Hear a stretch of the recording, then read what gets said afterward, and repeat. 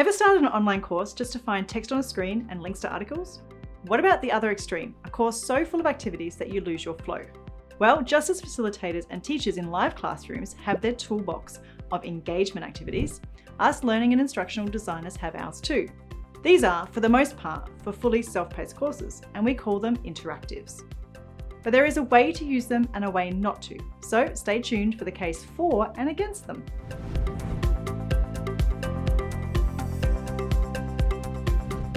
Hi, Bianca Raby here. Excited to dive into this topic, but first I have to ask you to do myself and my team a favour. We have just made it past the 2,000 subscriber mark, but we know there are more of you watching.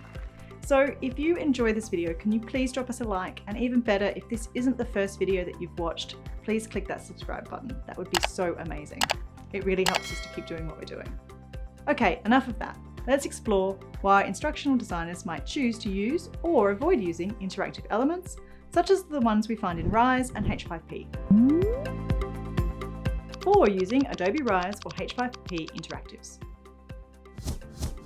Number 1, enhanced engagement through active learning. Engagement is always important, but I would argue so much harder online. This is the number one reason to use interactives.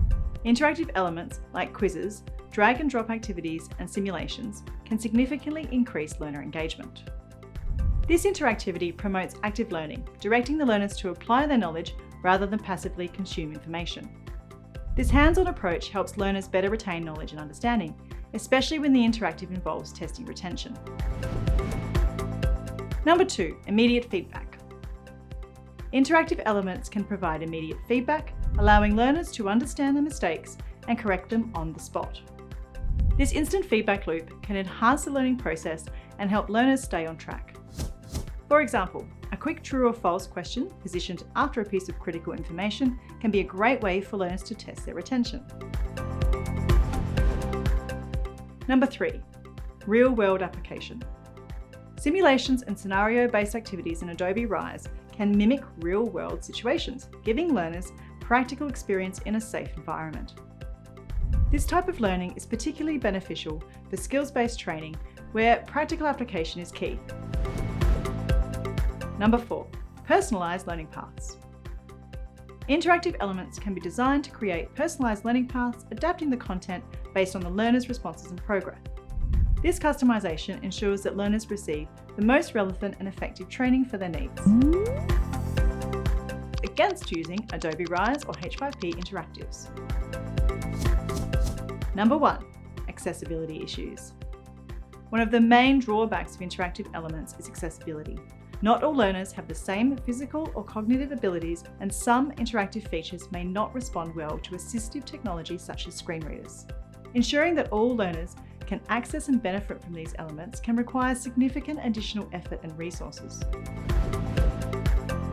Number 2, technical limitations. Interactivity can sometimes lead to technical issues, such as the slow loading time, glitches, or compatibility problems with different devices and browsers. These technical hurdles can disrupt the learning experience and frustrate learners. Number 3, disguises poor quality teaching.